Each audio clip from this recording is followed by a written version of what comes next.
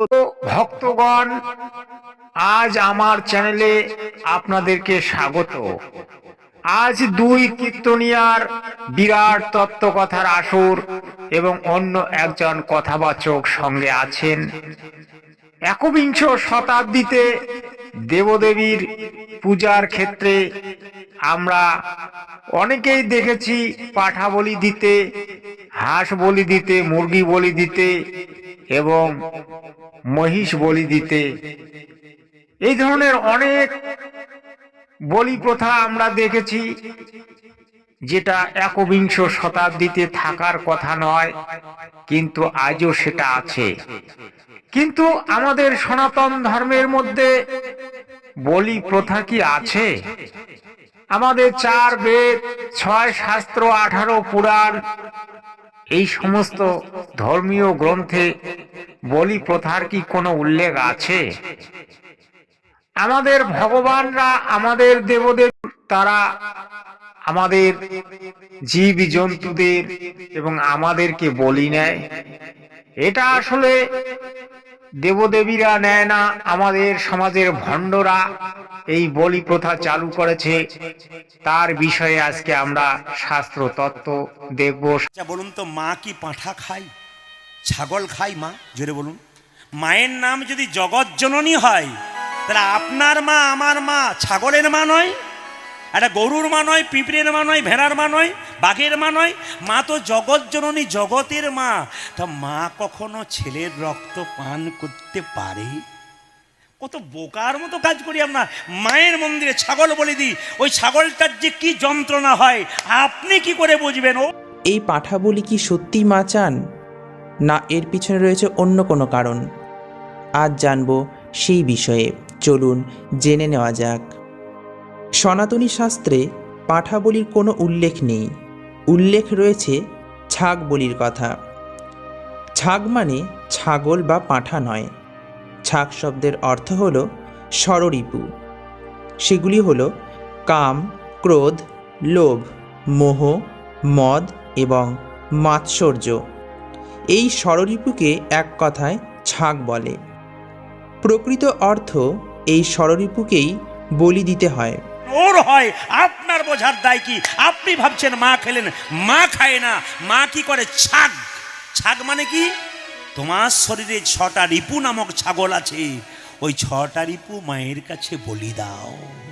ওইগুলোকে বলি দিতে বলেছে, ছাগল বলি দিতে বলে না।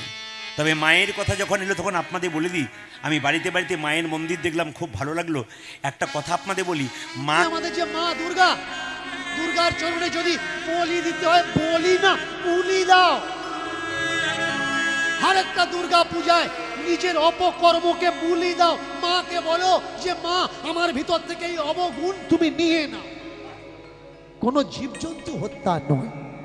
দর্শকগণ, আপনারা শুনলেন দীনকৃষ্ণ ঠাকুরের মত এবং প্রদীপ পালের মত, আর একজন কথাবাচকের মতও আপনারা শুনলেন। এই 3 মত কিন্তু একই ধারায় আছে। তারা যে মতটি পোষণ করলেন, এটা সর্বসত্য।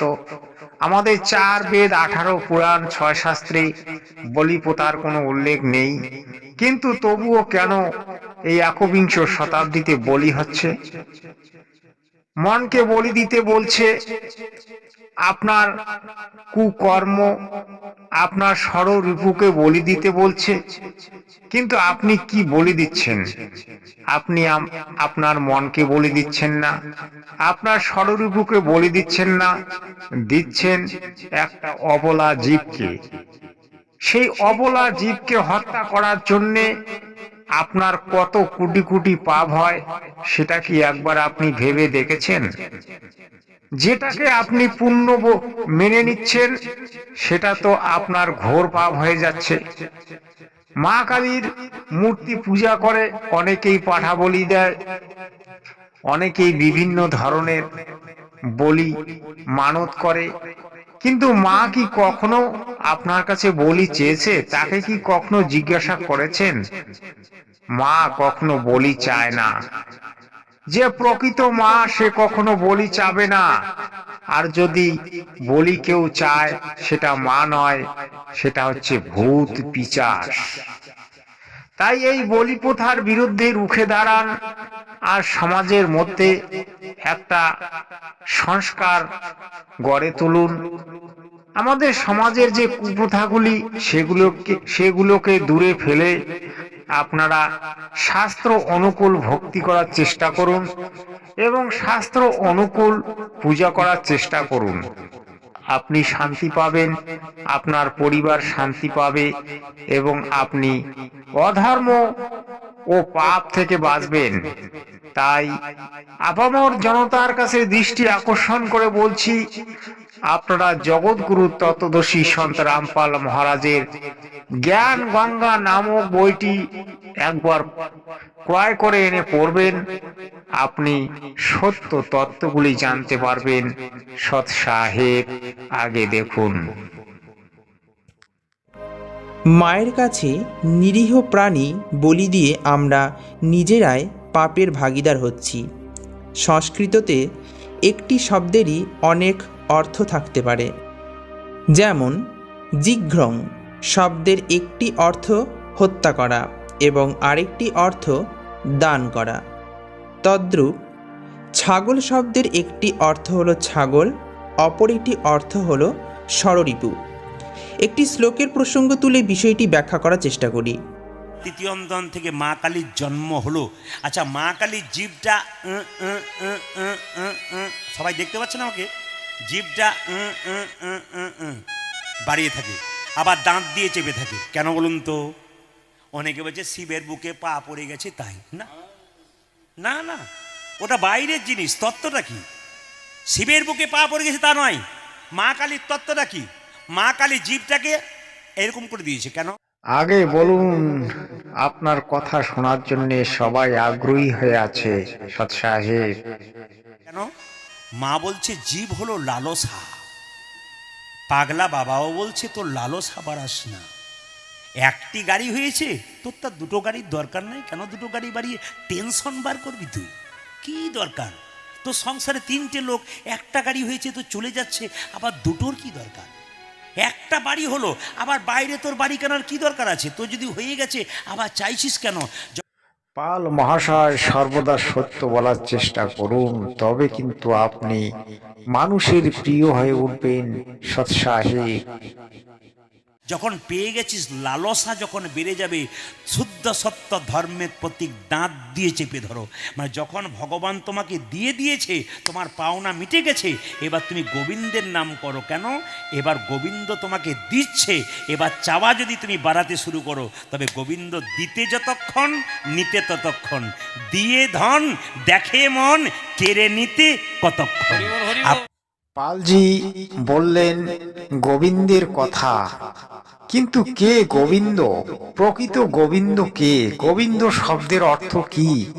সেই সম্পর্কে কিন্তু পালজি আমার মনে হয় খুব কম জানে। কারণ জগৎগুরু তত্ত্বদর্শী সন্ত রামপাল মহারাজজি এর পূর্ণ ব্যাখ্যা দিয়েছেন।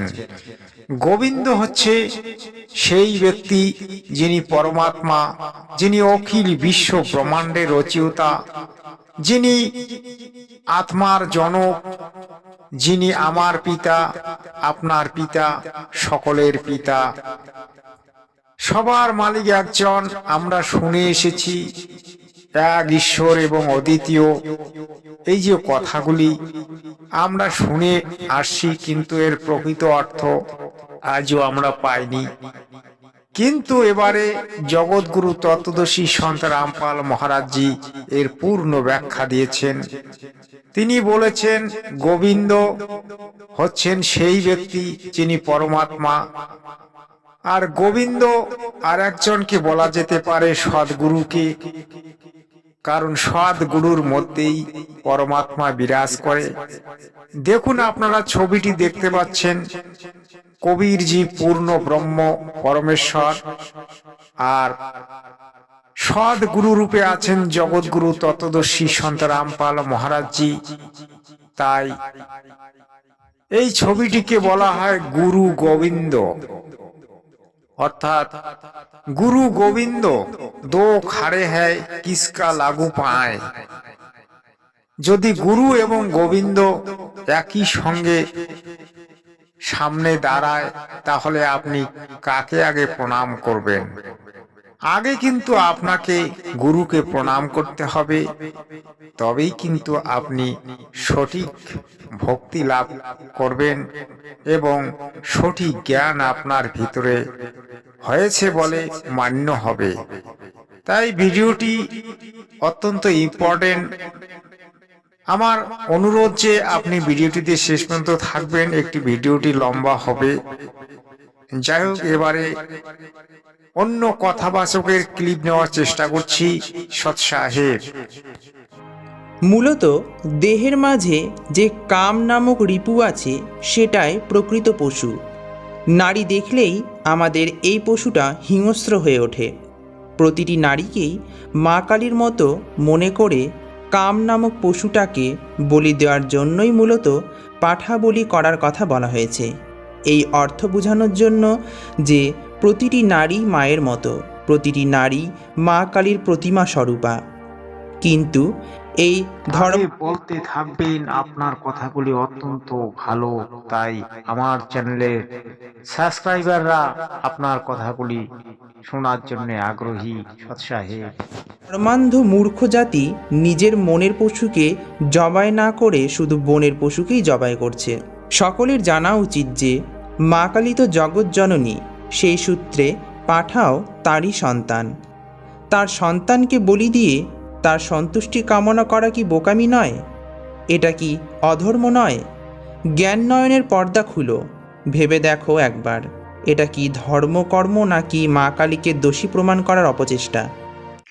এই সমাজে হাজারো হাজারো মানুষ আছে, কিন্তু প্রকৃত মানুষ খুঁজে পাওয়া খুবই মুশকিল। কারণ আজকের সমাজ বড় কঠিন, আজকের সমাজ বড় শিক্ষিত, কিন্তু শিক্ষিত হয়েও মানুষ আজ অমানুষে পরিণত হচ্ছে। কারণ আমাদের দেশে এই পাখণ্ডীরা তারা মানুষের ব্রেন ওয়াশ করে দেয়, তারা কুপ্রথাকে স্বীকৃতি দেয় এবং তারাই সমাজের মধ্যে গণ্যমান্য হয়ে যায়। আজকে যারা কুপ্রথাকে সাপোর্ট করছে তারা সমাজের বড় বড় পদে বসে আছে, তারাই দেশের শাস্ত্র তৈরি করছে, তারাই দেশের কানুন তৈরি করছে, তারাই সমাজের সেই উচ্চ পদটিতে বসে আছে। তাই আপামর জনতার কাছে দৃষ্টি আকর্ষণ করে বলছি, আপনারা জেগে উঠুন আর সত্য ভক্তির পথে এগিয়ে আসুন। আর পরম শান্তির জন্য আপনারা পরমাত্মার পূজা করুন। সৎ সাহেব।